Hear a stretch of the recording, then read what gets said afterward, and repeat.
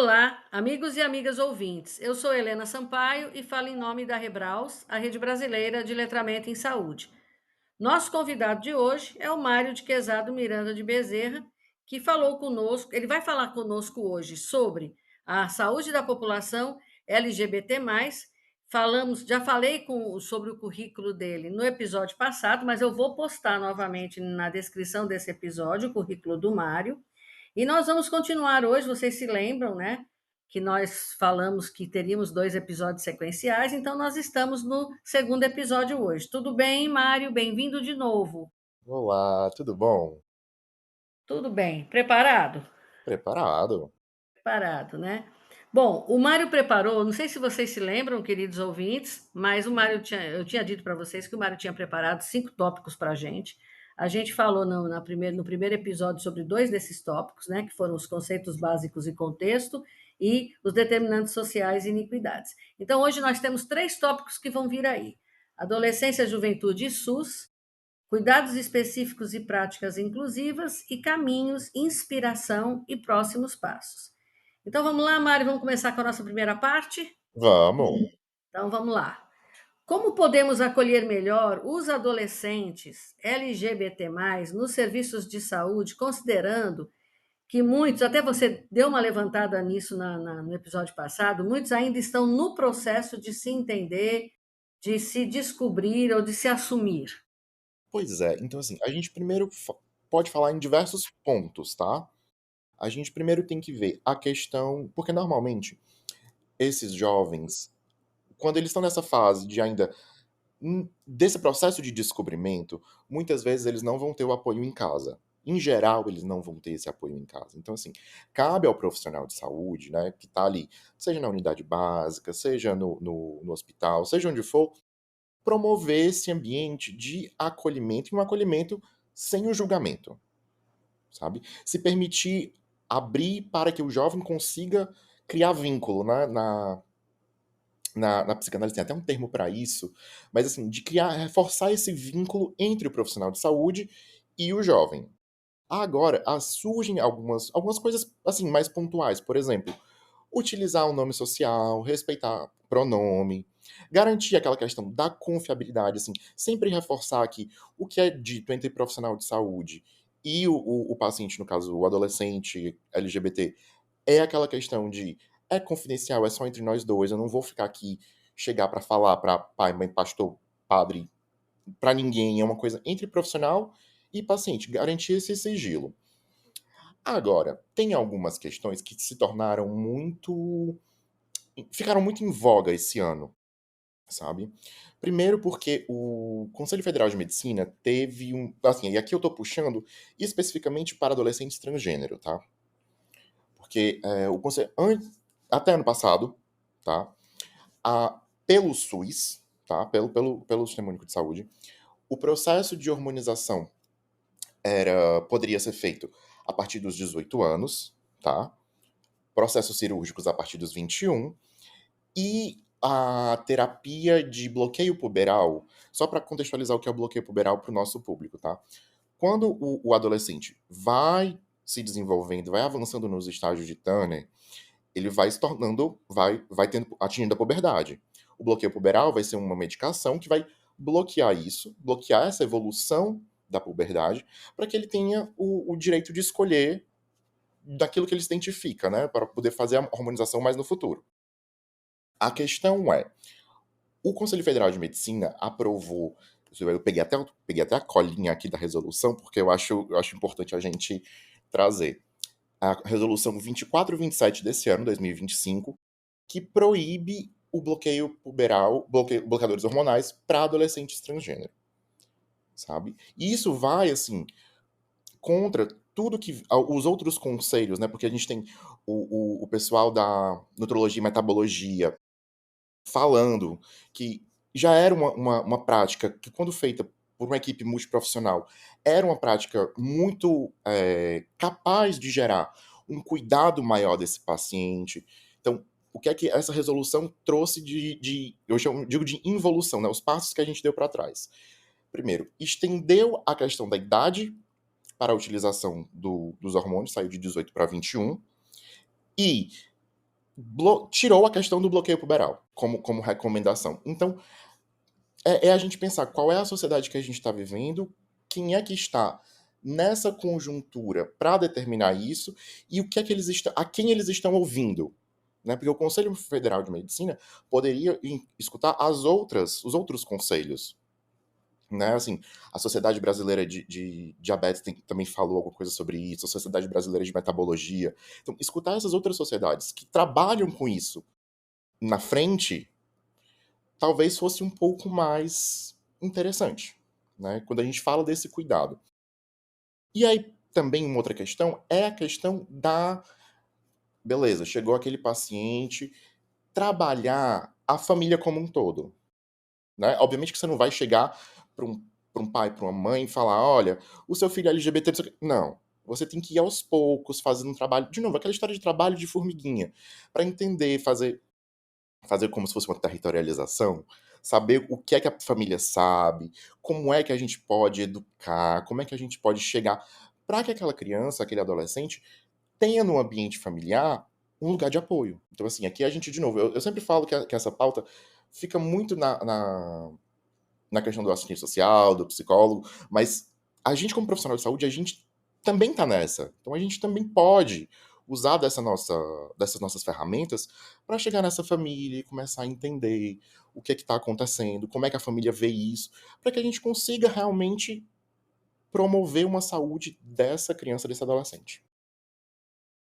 Mas, Mário, se a coisa era até a partir de 18, agora é a partir de 21, e tiraram a autorização para o bloqueio, a situação fica muito complicada, né, para esse adolescente.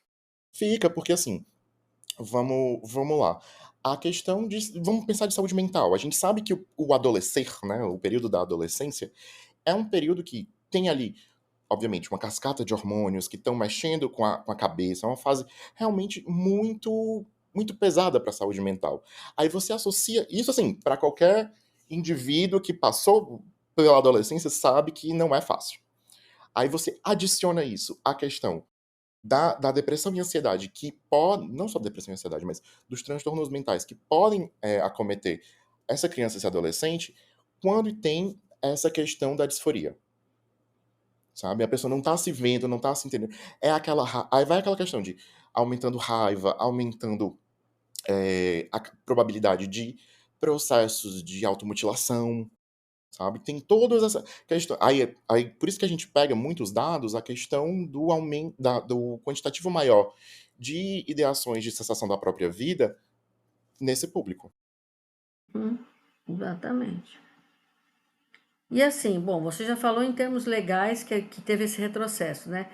Em termos de nós, profissionais, quais são os principais erros que a gente comete, mesmo considerando assim que tenhamos boa intenção? Pronto, vamos lá. Quando a gente começa a falar dessa questão, vai muito pelo básico. Uma coisa que a gente discutiu muito no nosso primeiro encontro foi sobre aquela questão do a gente vê uma determinada coisa e já assume outra, na questão do papel de gênero. Porque você nasceu com tal genitália, você vai ser isso, vai gostar daquilo, vai ser chamado assim. Então, a primeira coisa é você chega para, por exemplo, um homem trans, porque assim, a gente também tem que entender que o processo de hormonização, o processo transexualizador no geral, transgenerizador no geral, ele não necessariamente precisa estar acontecendo em alta velocidade. E aí você chega para um homem trans e fala: oi, moça. Uhum. Então, assim, esse um básico do básico do básico do básico. Mas a gente também tem outros, tá? A gente pode pensar também a questão do. Às vezes a gente quer saber, quer conhecer aquela pessoa e acaba assim, perguntando sobre as questões da genitália, que estão fora daquele contexto clínico. Isso no caso de pessoas trans. É a curiosidade do profissional, ele quer conhecer um pouco mais, ele não quer saber se ele está invadindo espaço ou não, né? Exato, e assim, a gente pode perguntar isso, né? Quando é para o contexto clínico daquela situação, sabe? Às vezes também, assim, que às vezes a gente fala de uma forma que, quando a gente fala, tipo, é a primeira vez que eu atendo alguém assim. O paciente não precisa saber disso. Não. Até sabe? porque tira um pouco também da confiança que ele está tendo naquela consulta, né? Exato, exato. E utilização de alguns termos que são inadequados, tá? Assim, por exemplo, não se usa transexual, não se fala homossexualismo, né? Assim, só a atualização dos termos é importante. Focar a conduta e a atuação do profissional também só na questão de orientação sexual. É do tipo. E até um pouco do que a gente já conversou na semana passada, quando você, por exemplo, atende um homem gay. Então eu vou falar só sobre ST, vou falar de PrEP. O assunto não é esse, sabe? Existem outros assuntos que podem ser abordados. A gente tem que sair dessa coisa do tratamento diagnóstico, epidemiologia, e focar numa coisa um pouco mais ampla. Deixar de trabalhar com a população LGBT+, só no ponto de vista sexual mesmo, né? Como se a diferença dessas pessoas fosse fechada só ali, né? Exato. Então, assim, a gente tem que começar a perceber que, pera, é uma outra pessoa que passa por outras coisas. Que outras coisas são essas? A gente pode perguntar que outras coisas são essas, mas na medida que vai caminhando, eu digo assim, você não começa uma anamnese perguntando, sei lá, um aspecto muito íntimo daquela pessoa. Você vai construindo essa confiança aos poucos para que depois você consiga estar seguro onde você está pisando com aquele paciente. E que ele tenha confiança em você para te dar aquelas respostas. Isso, isso, porque senão ele se fecha também não fala, né? Não É, abre o jogo e aí você também acaba tomando uma conduta errada em cima da informação que foi dada errada, né? sim, sim. Ou porque, assim, existem. A gente sabe que o processo de realizar uma anamnese não é um processo muito. Por mais que seja assim, é o tranquilo. Tem certas perguntas, pelo menos assim, eu que sou da nutrição, que a gente faz que são muito íntimas. São muito íntimas. Então, assim, você tá entrando na intimidade de uma pessoa. E às vezes a pessoa não tá preparada para receber aquela pergunta. Assim, eu vou dar aqui um exemplo. É tipo, o que é que você comeu hoje de manhã? Que é um que muito nutricionista pergunta. É, aquela pessoa comeu hoje de manhã? Ela tinha o que comer hoje de manhã? Peraí. Vamos trabalhar um passo por vez, sabe? É, exatamente. A gente atropela independentemente do grupo populacional que a gente atende, né? É. Mas, e aí, assim, a gente conversou a vez passada, e aí você está novamente apontando alguns despreparos nossos, vamos dizer assim, né. Uhum.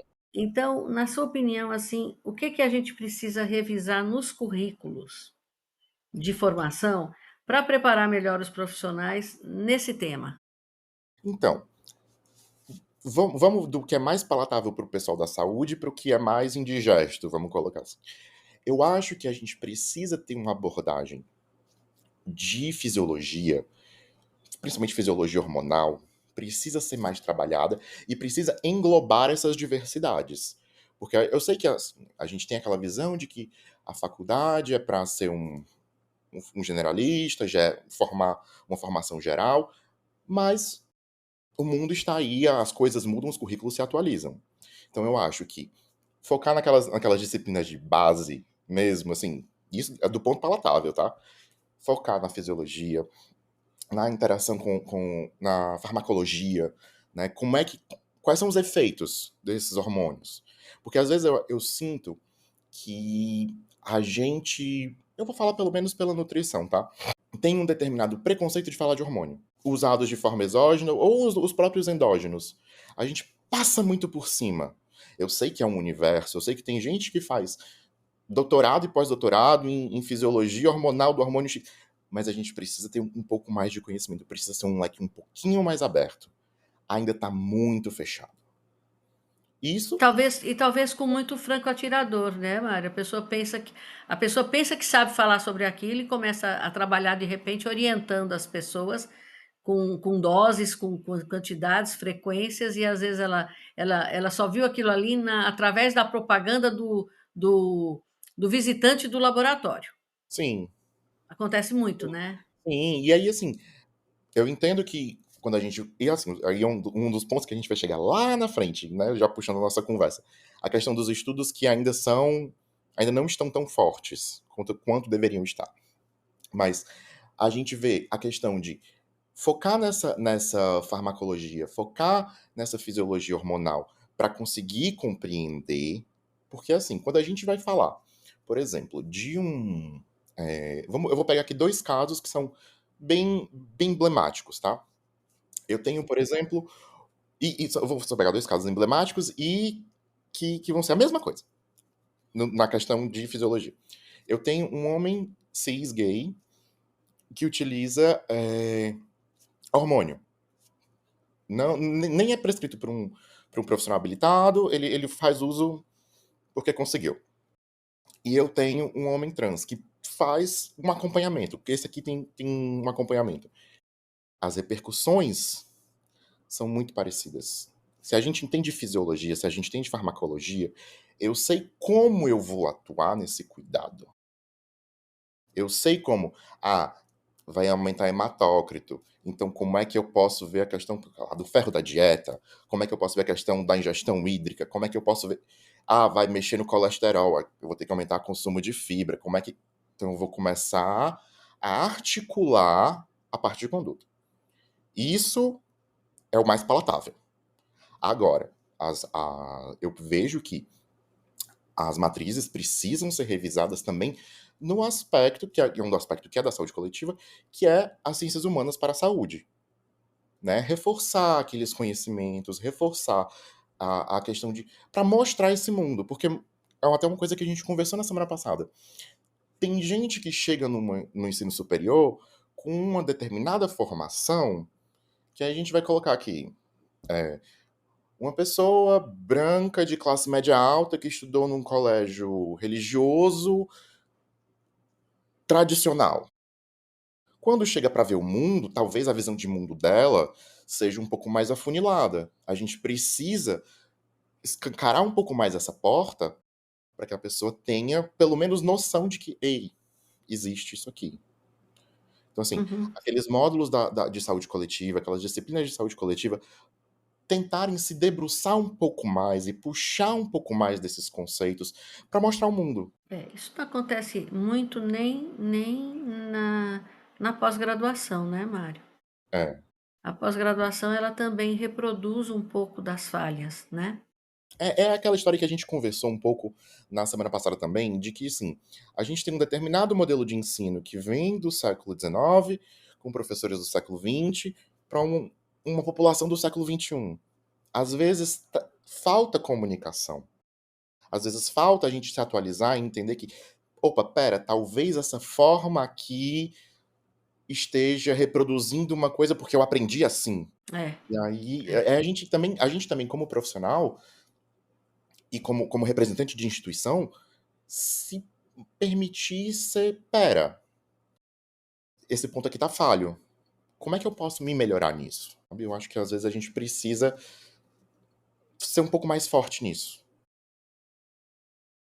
Mas então, voltando aqui à tua resposta, eu infiro, pelo que você falou, que na parte mais básica está faltando vamos dizer assim, uma maior abrangência nas disciplinas básicas, né? Que elas possam avançar para a compreensão de alguns processos que não são os que acontecem com todo mundo, não é isso? E também, e assim, uma coisa que é tão estrutural, pra você ver como a gente precisa começar a desenvolver uma visão um pouco mais crítica. Eu vou fazer aqui um pequeno parêntese só para ilustrar isso. Eu acho que quando a gente uma das primeiras coisas que a gente vê de fisiologia, pelo menos onde eu estudei, era sobre o desenvolvimento uterino, né, quando a gente começa o começo da vida, blá blá blá.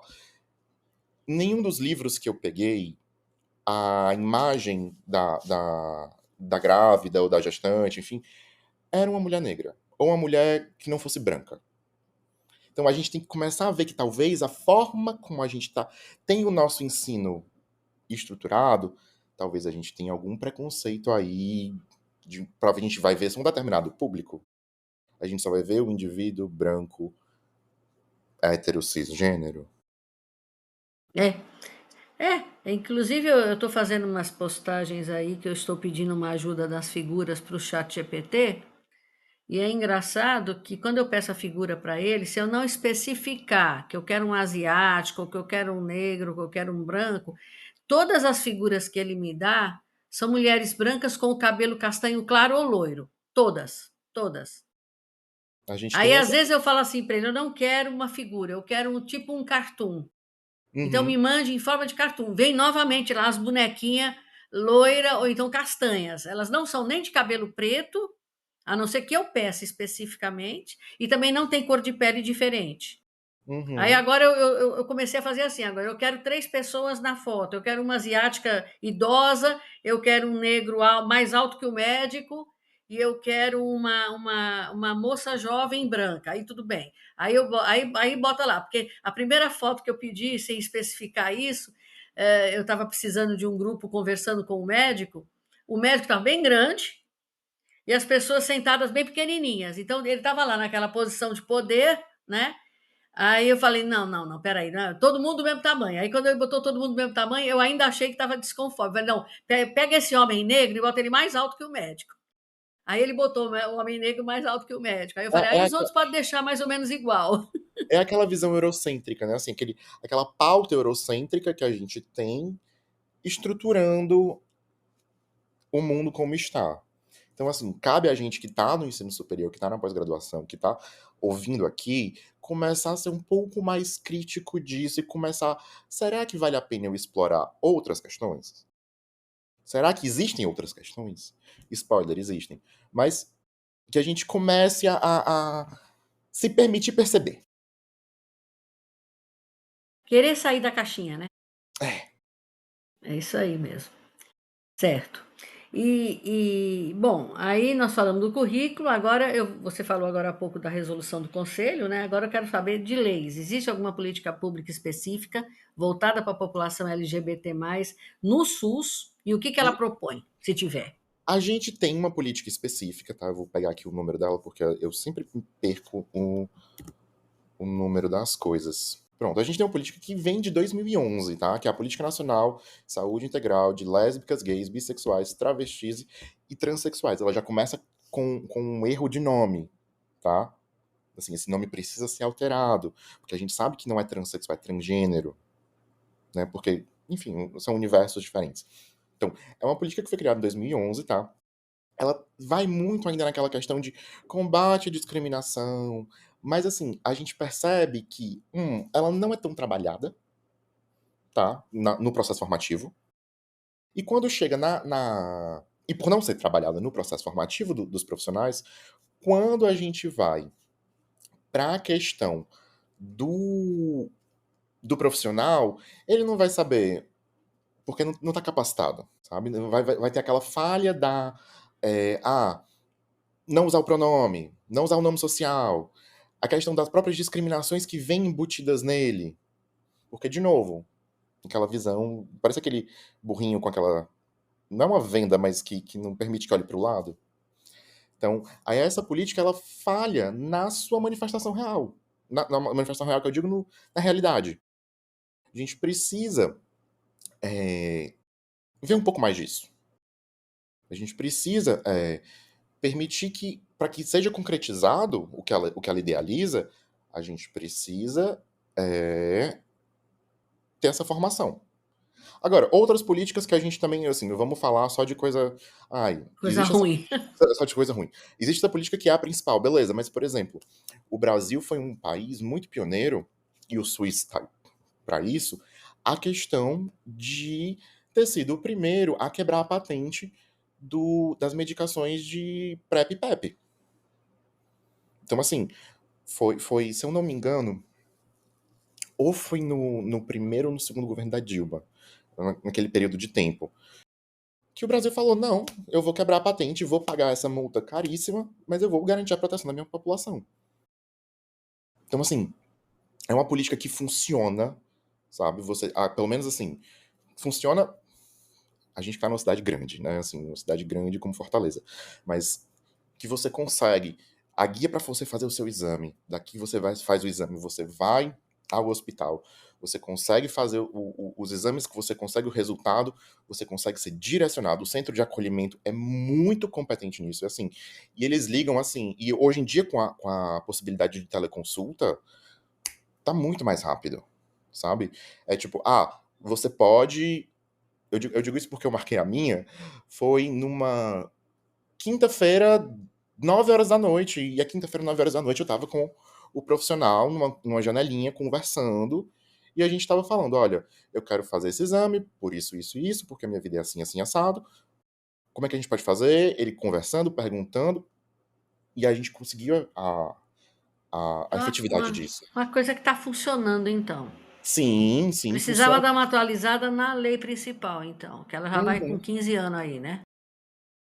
É Quase. 14, vai quase 15, é. Então, assim, é a gente realmente começar a se permitir abrir, né? E ver que essas políticas, assim, a gente também tem que ver reflexos disso, e eu acho que seria muito interessante a gente começar a ver, por exemplo, como é que a gente pode fazer isso na escola, né? Porque eu acho que a educação básica é aquela história, a educação é a base de tudo. Sim, é a educação a base de tudo.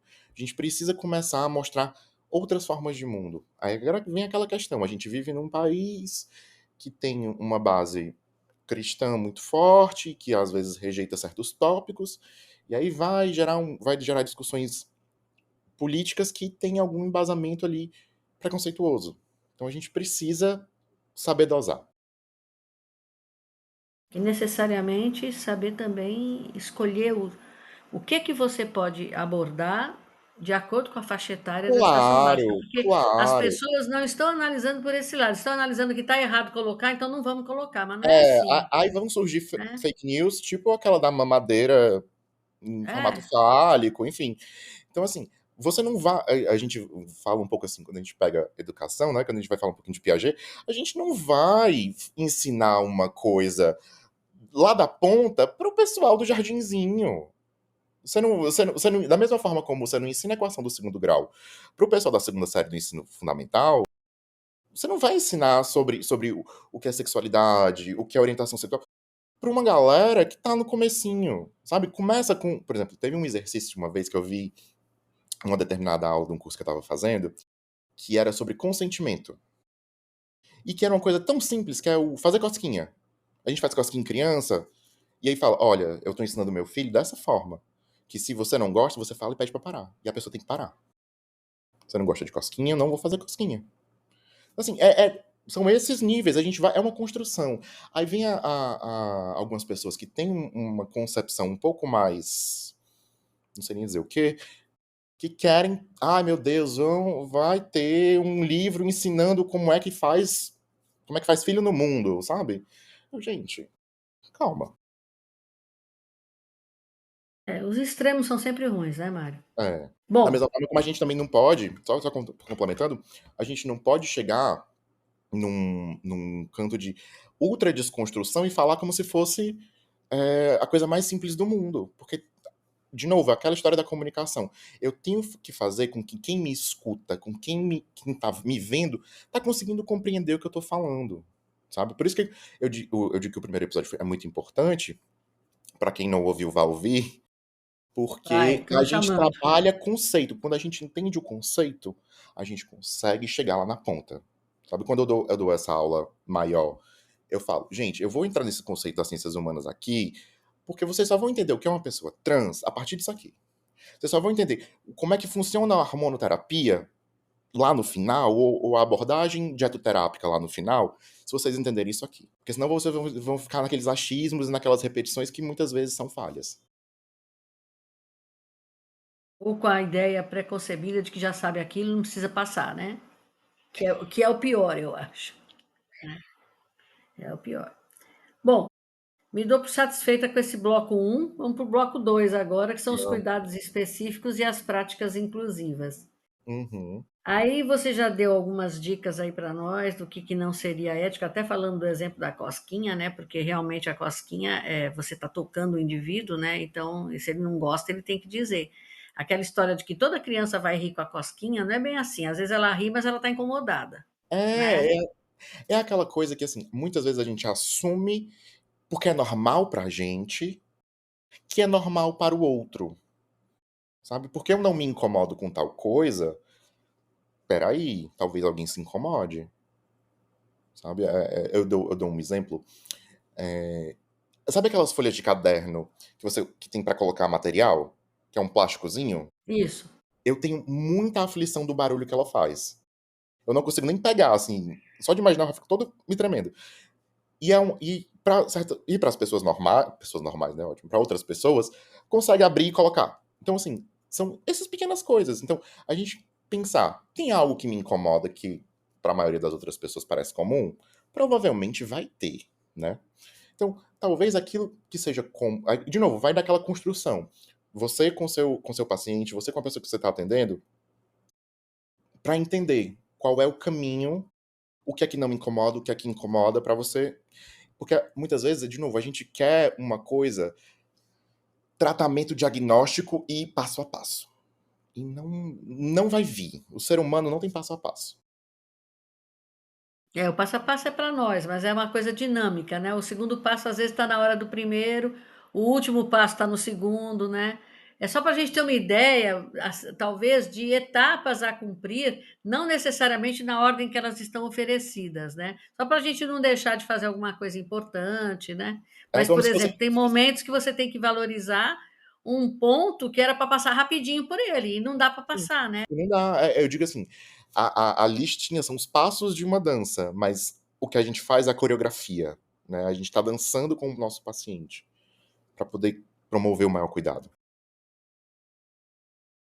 Bom, mas é aí, como é que a gente pode, então, agir de uma forma assim mais ética e acolhedora, mesmo sem ser um especialista nesse campo?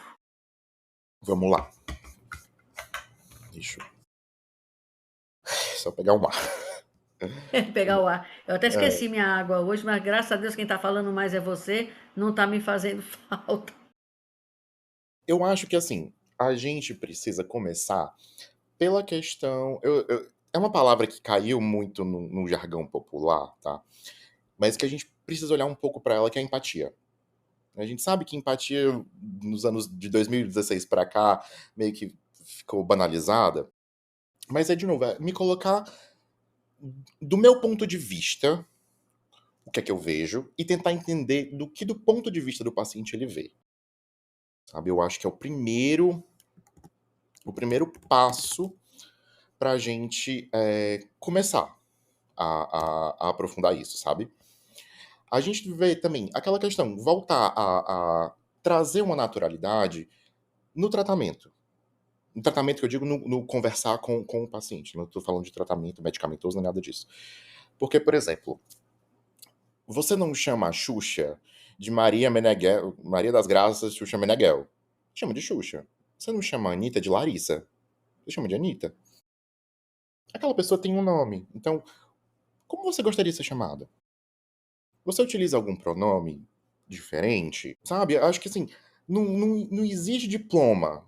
O que exige é a gente ter noção de que a outra pessoa é um ser humano, porque às vezes eu acho que a gente. E eu sei que também existem muitas cobranças, tá? Que às vezes a gente tá num campo muito do quantitativo, que a gente tem que atender não sei quantos pacientes de uma vez e fazer a coisa girar. Mas a gente tá tratando com um ser humano, sabe? Então, assim, não é um número.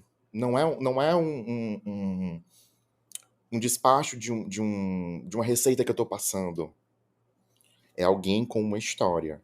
Eu sei que a gente tem cobrança de tempo, eu sei que a gente tem cobrança de como tem que agir, mas a gente precisa saber ouvir. E outra, que também é muito importante. Se você errar, você se corrige com humildade. Porque muitas vezes a gente tem pegando o teu exemplo do chat GPT, aquela coisa de que o profissional de saúde está sempre acima, né, na figura o médico estava sempre acima e que nunca errava, e não sei o quê. Se você não. Uma coisa que às vezes a gente tem, acho que vergonha, é de. Olha, você é uma pessoa trans, né? Como é que você quer ser tratado? É perguntar. É tipo, você faz. Claro, tendo noção daqueles limites que a gente conversou agora há pouco. Mas ir perguntando de pouquinho em pouquinho para que você consiga se educar também. Porque o paciente te ensina. Sim, é uma via de mão dupla, né? A gente aprende É. com ele também. E aquela coisa, errou o pronome, tipo, por exemplo, era ele, falou ela, ou ele. Sabe? E se corrigindo mesmo, fazendo aquele movimento mecânico mesmo.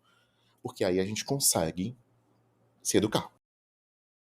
É, talvez fazer uma graça do próprio erro, talvez descontraia o momento também. Opa, peraí, não era isso que eu ia dizer, não. Vamos de novo aqui, me desculpe, né? Sim, o pedir desculpa, gente, eu acho que, assim, é uma coisa que a gente esquece que a gente pode fazer com Todo frequência. tempo. É, Mas, assim, é o pedir desculpa, vírgula, né, se corrigindo, porque só pedir desculpa e continuar errando é outra história. entende? Bom, e quais as atitudes e práticas que você realmente acha que fazem diferença para que esse atendimento seja do jeito que você disse que tem que ser, respeitoso, centrado na pessoa LGBT+.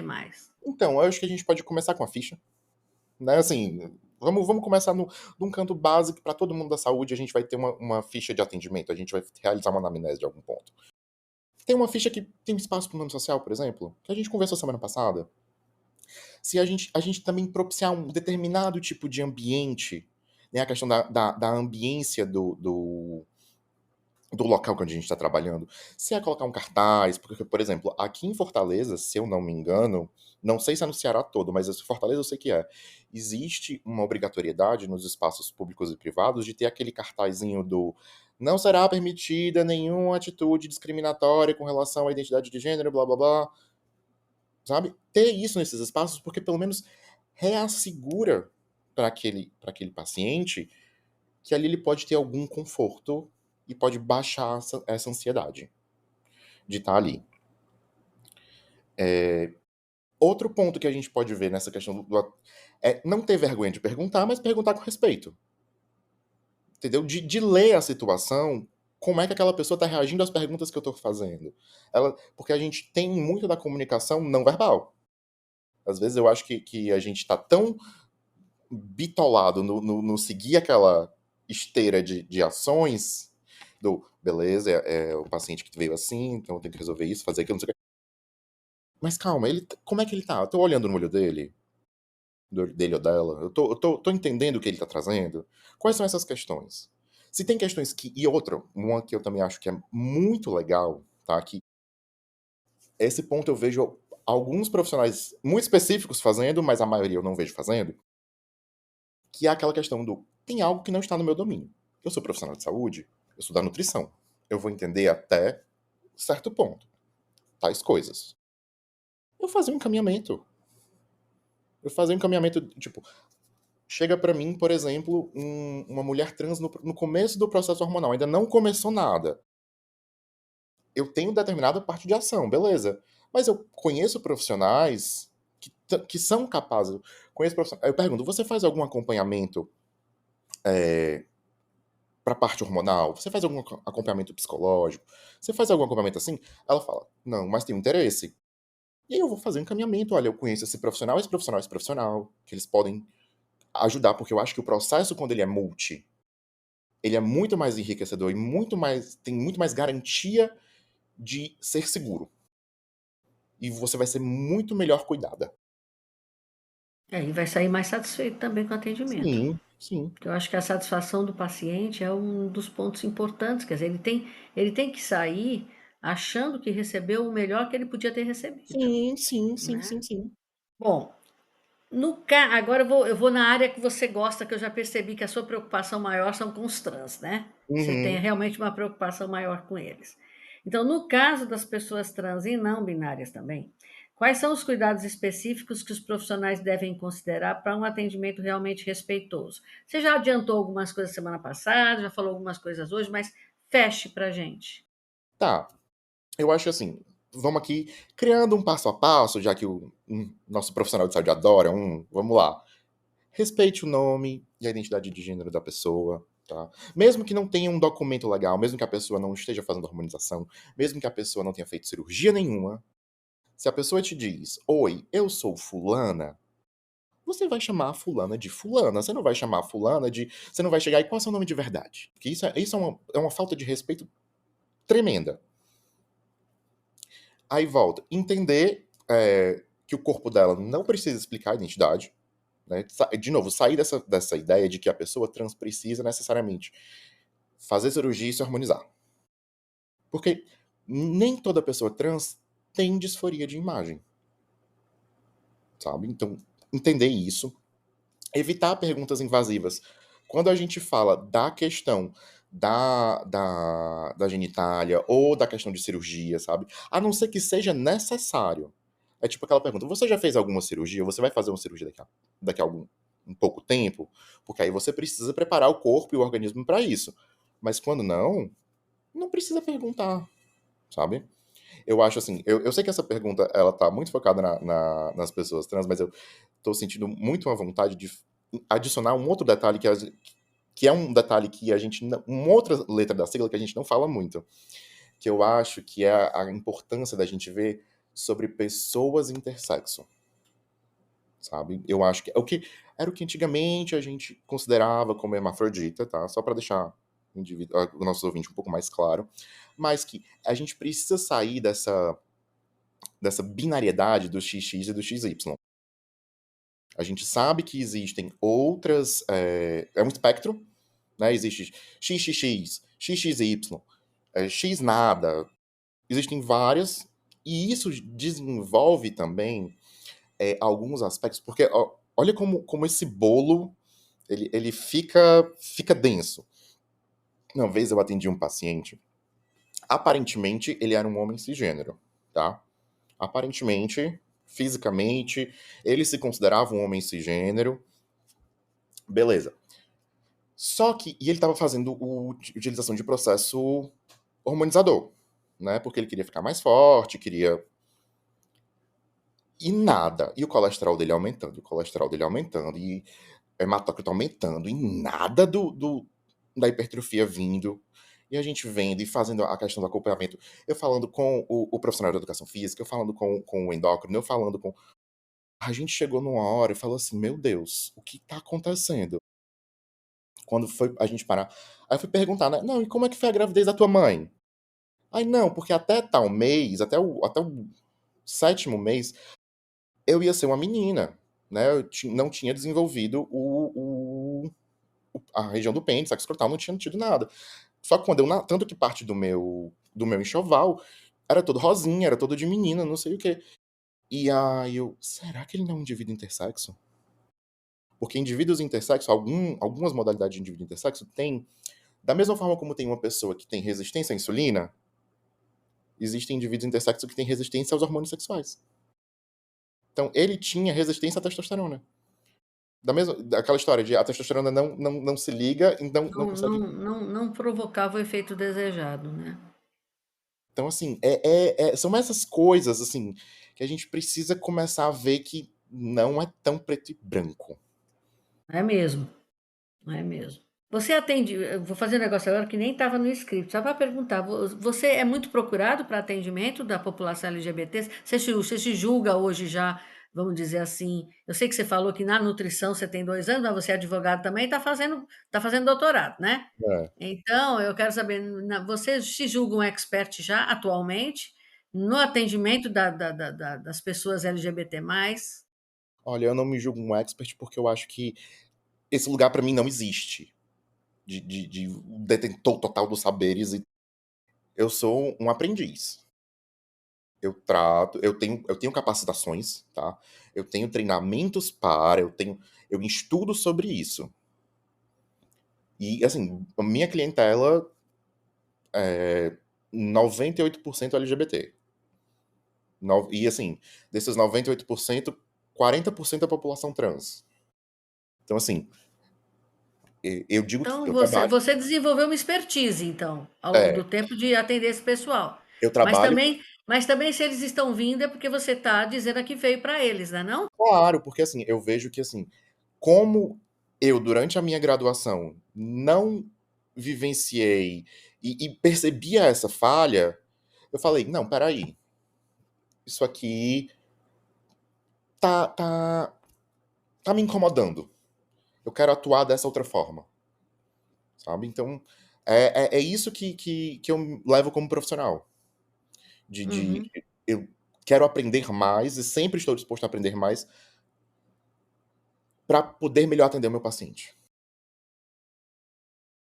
certo, certo. Bom, e aí agora eu vou na pergunta que eu já adiantei quando eu te fiz essa, né? Quer dizer, quais são os principais aprendizados que você teve quando você começou a trabalhar com essa população? Pronto. Uma das coisas que eu estudo há muito tempo, tá, da minha dissertação do mestrado, que foi em direito, foi sobre isso. É sobre capacidades e habilidades que não são técnicas, são capacidades humanas, né. Aquelas habilidades de comunicação, de escuta, de solução de problema. Então eu acho que, além da técnica, né, do aspecto, fisiologia, farmacologia, a questão da escuta e criação de vínculo, sabe. Cada paciente, eu digo muito assim, eu não tenho condição de atender 10 pacientes num dia. Eu falo: "Não vou atender, porque não vai ser", porque cada paciente que está pagando o meu valor, está investindo em mim nessa atuação, está querendo o melhor possível. E eu tenho que dar o melhor possível. Então eu limito as tantas consultas por dia, porque aí eu consigo fazer um atendimento que eu julgo de qualidade. Que eu julgo que eu vou respeitar a identidade da pessoa, que eu vou ter tanto a questão terapêutica, né, quando a gente fala da nutrição, dieta, blá-blá-blá, mas a questão também humanizada dentro da coisa, de escutar, de criar esse vínculo, de fortalecer, de saber, porque muitas vezes a gente como profissional, a gente tem que perguntar algumas coisas, que a gente sabe que o paciente não quer falar um pouco sobre isso, mas se a gente consegue fazer aquele leve cutucãozinho, a resposta vem. Claro que a gente faz isso de uma forma respeitosa, mas isso. Né? Hã? Perguntar também é uma arte. É uma arte, então assim, elaborar isso, porque assim, tem coisas que a gente, eu digo muito que uma estratégia alimentar legal, ela é feita em 4 mãos. Ela é feita nas minhas 2 que estão construindo e mas tá trabalhando com as 2 do paciente. Então a gente começa a construir um mapa de uma coisa para dar certo. Então eu acho que assim, essa capacidade de, se eu fosse dizer assim: o que é que o profissional de saúde que quer trabalhar com a população LGBT precisa, assim, desenvolver para ontem? E capacidade de escuta, capacidade de questionar, não questionar do sentido de para impor que eu estou certo, é ouvir, é assim, é perguntar para tirar a tua dúvida como profissional, sabe? E volto para aquela palavra que foi muito utilizada da questão da empatia. É saber que existe um ponto de vista ali que está chegando para você. Como é que você vai interpretar esses dados, interpretar essa visão da melhor forma possível? É isso aí. É, não é muito complicado. Essa sua maneira de trabalhar é a maneira como a gente luta para que seja trabalhado tudo no atendimento, segundo princípios do letramento em saúde, né? Quer dizer, independente do grupo populacional, o que a gente quer é isso, né? É saber ouvir, saber respeitar, ver até onde que pode ir naquele momento, abrir mão de algumas condutas que a gente estava crente que ia ser certíssima, mas que não vai dar certo ali, não é? É a questão do possível, sabe? Porque, assim, existe, por exemplo, dentro do campo da nutrição, eu acho que isso é um pouco mais fácil dos nossos ouvintes conseguirem colocar na visão. Pode existir o plano alimentar mais ideal possível do mundo, bonito, com todos os nutrientes batidos ali. Se eu chego e entrego para o paciente que ele não vai fazer, que ele não tem condição de fazer, que ele não tem nenhuma motivação para fazer, não faz sentido para ele, aquele plano não vale. Eu posso ter um outro plano que seja um pouco mais alterado, não seja tão perfeito como manda as nossas diretrizes, mas que aquele paciente comece e consegue fazer, sabe? Eu acho que é isso que falta muitas vezes. Eu sei que existem casos e casos, mas falta da gente conseguir adequar para essa realidade. Entender que não precisa ser perfeito, precisa ser feito. Isso, gostei da frase. E assim, né, Mário, a gente esquece também que às vezes você conversa, a pessoa se convence que você está certo e ela fala, ela ainda assim, ela não quer fazer. Porque é a questão do livre-arbítrio mesmo. Eu entendo os riscos que tem se eu não fizer, mas eu não vou fazer. Não é o meu momento, não estou afim agora, é um determinado sacrifício que eu não estou preparado para fazer no momento. E é o tipo de respeito que a gente tem que ter, e a gente ou culpabiliza o paciente dizendo que ele tem má vontade, ou a gente se culpabiliza dizendo que a gente não foi competente o suficiente para convencer. E de todo jeito tá tudo errado, porque na verdade ele entendeu, mas não quer, e você explicou muito bem, mas ele não quer, não é não? Exato. E um dos pontos, assim, também, voltando nessa questão de quais são essas habilidades, assim, tem que a gente, como professor, a gente acaba desenvolvendo. A gente até começou nossa conversa hoje, é isso. Ficou claro? Você entendeu o que eu falei? O que é que você entendeu do que eu falei? Porque às vezes o paciente tá lá, sim, sim, sim, sim, e tá não. O que é que ele tá falando, blá, blá, blá, blá, blá, blá, e eu não tô entendendo. Então, assim, às vezes a gente também volta essas perguntas, volta essas. Tá claro? Tá compreensível? Você consegue me explicar o que eu te falei? Que aí você. Isso tudo, gente, assim, pra quem tá ouvindo, são elementos de vinculação. O paciente, no momento em você joga pra ele, tipo, você consegue me explicar isso aqui? Por que é que eu tô passando isso aqui? Aí ele vai começar a vincular, sabe? Um outro ponto, assim, que eu acho também que é um exemplo muito ilustrativo dessa pergunta em específico, dessa questão do o que é aprendizado, é assim, por exemplo, quando eu atendo mulheres trans, certo? Uma queixa que é muito comum, é porque é uma queixa muito comum na população em geral, mas é a queixa da constipação. São pessoas que estão constipadas. Quando a gente é nutricionista, que a gente passa uma faculdade, a gente sabe que existe uma resposta básica para a primeira constipação, quando não é um caso mais sério, que é aumento da ingestão hídrica, aumento do consumo de fibras. Aí eu chego e falo, vamos aqui aumentar a tua ingestão de água, blá blá blá.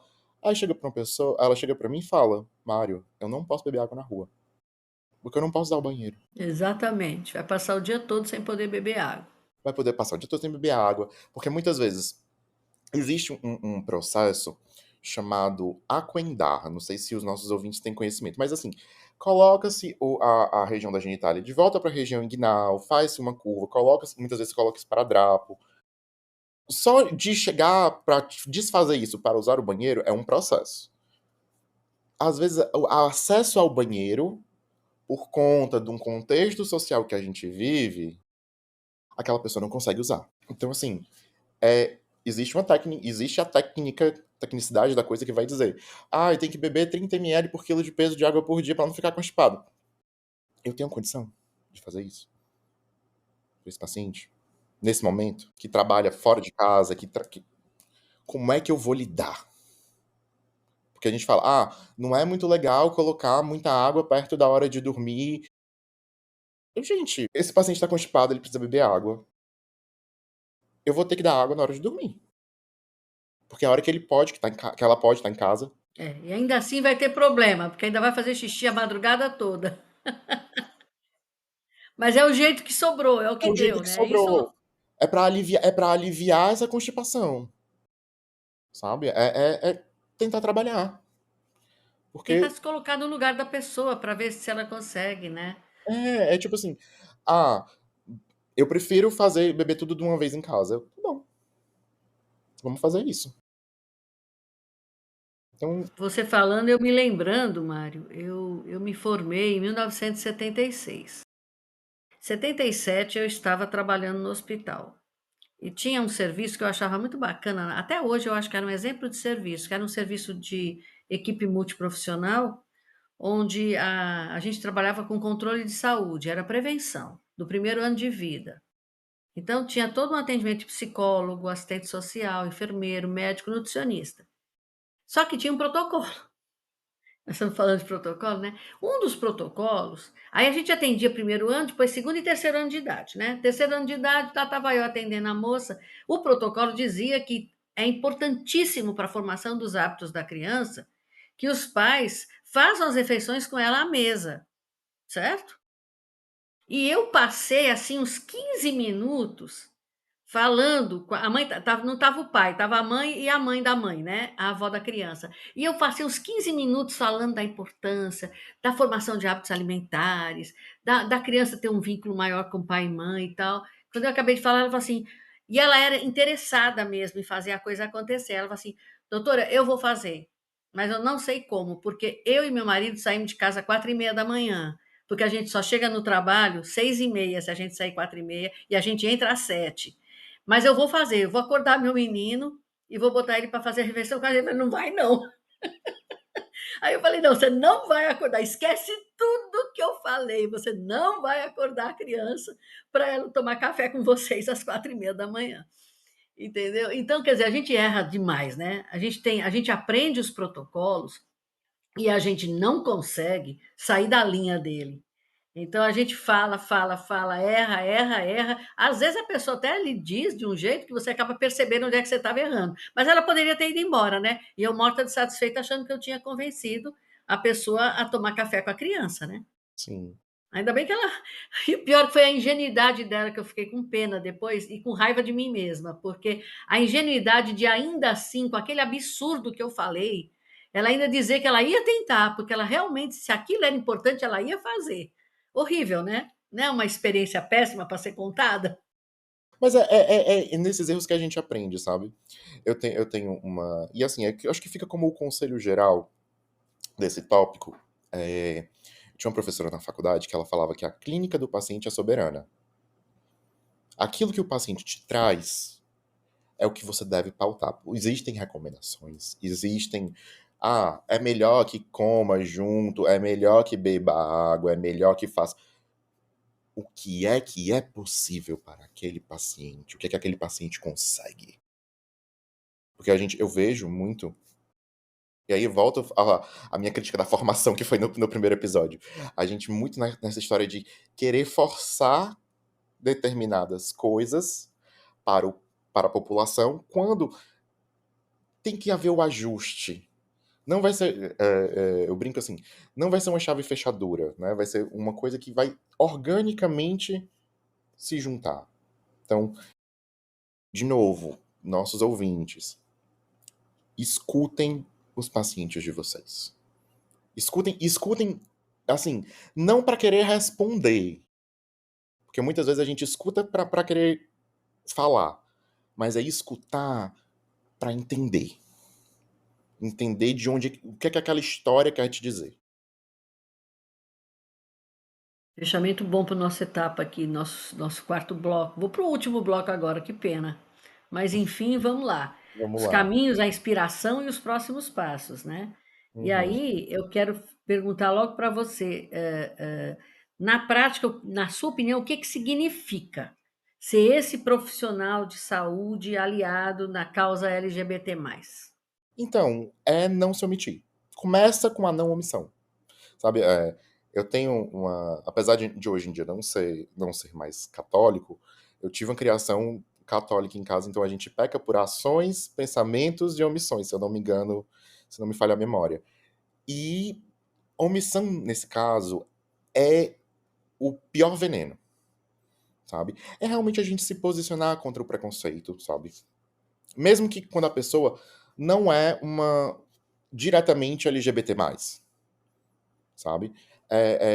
Tentar também conhecer a pessoa a partir do momento que assim, eu sou uma pessoa hétero cisgênero, mas eu posso estudar sobre isso. Eu posso reconhecer os erros que eu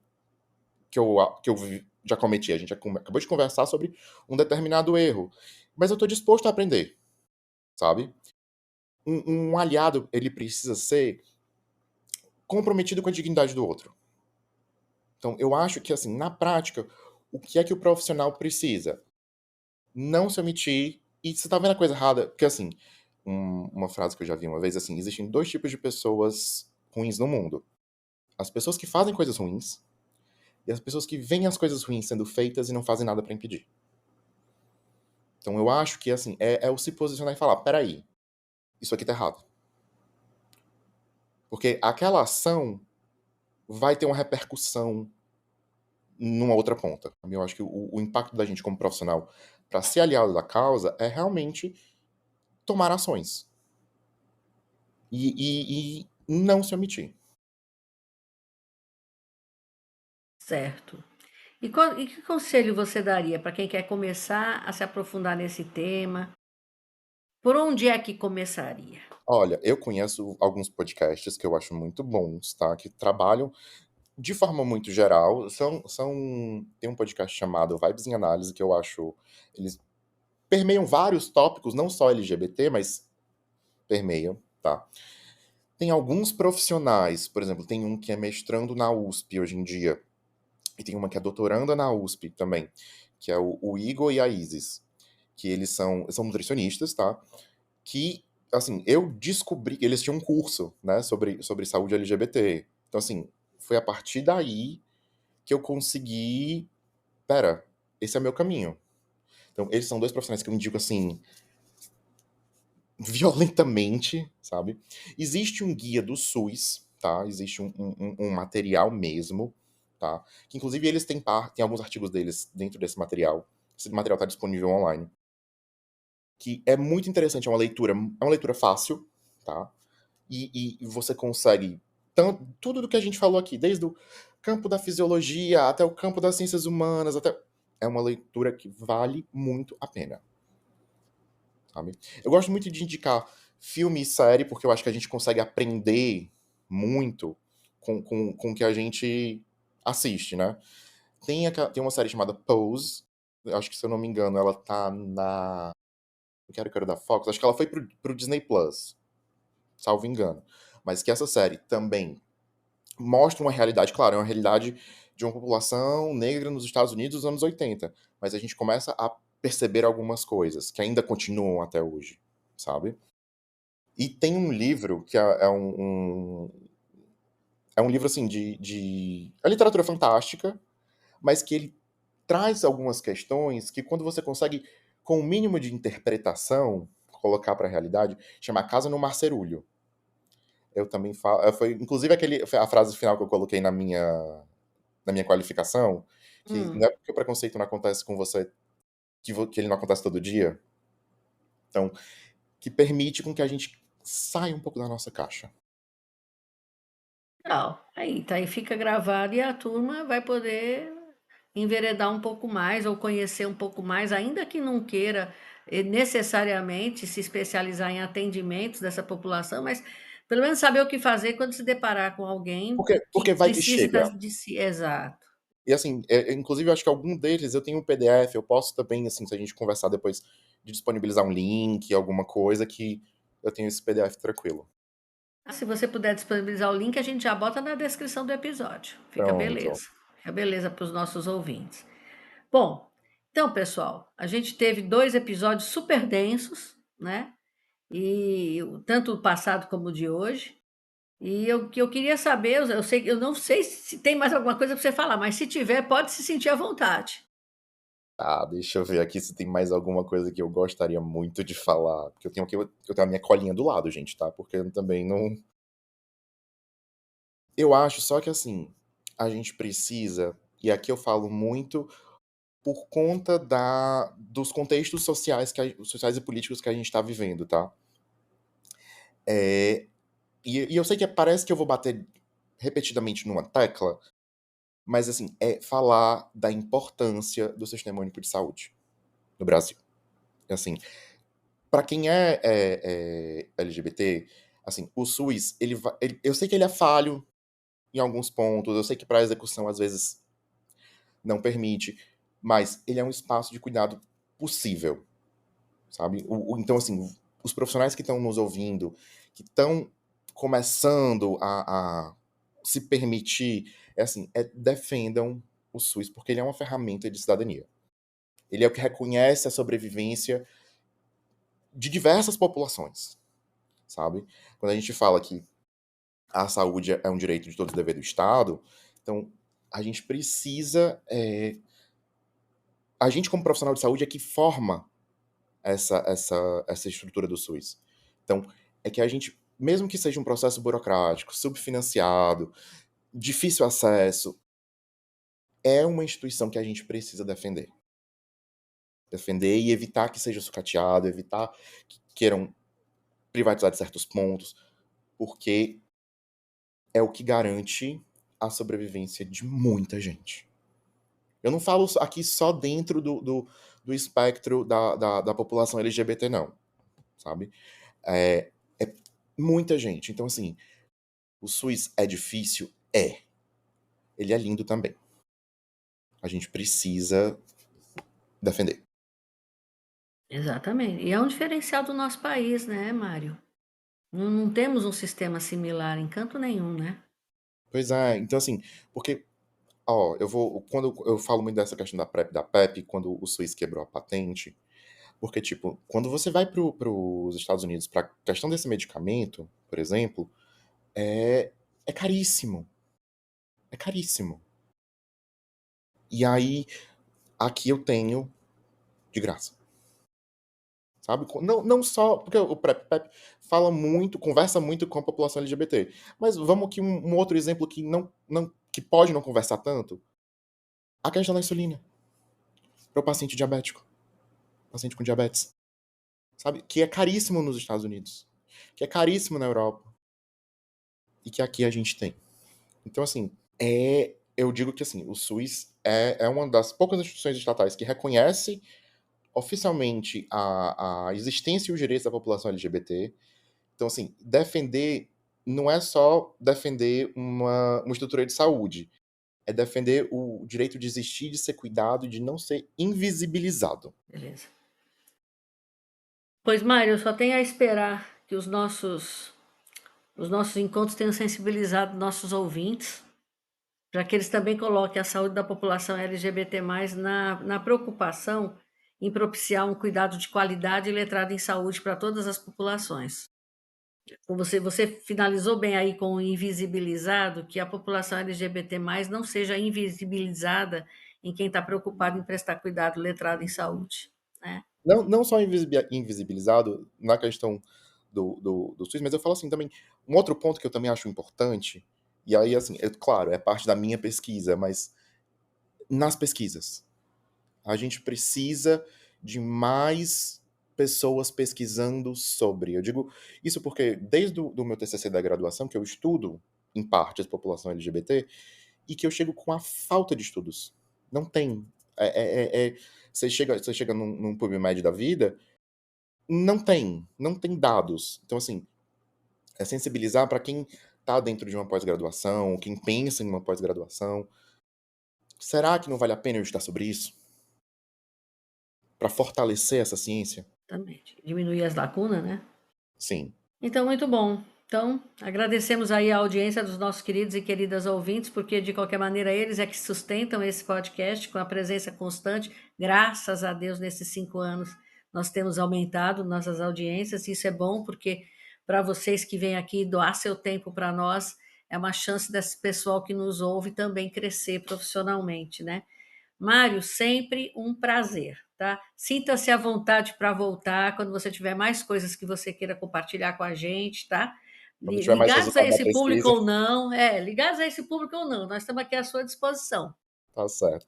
Só deixar uma mensagem, quem quiser me seguir nas redes sociais, tá? Meu Instagram é @quesadonutri. Quesado com S, QSADO Nutri. Pronto, eu já vou colocar também na descrição do episódio que o pessoal pode lhe seguir. E se você conseguir o link que você falou, eu também coloco na descrição do episódio. Já vou pegar aqui no computador.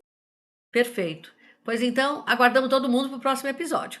Até a próxima. Tchau, tchau. Obrigadão, hein?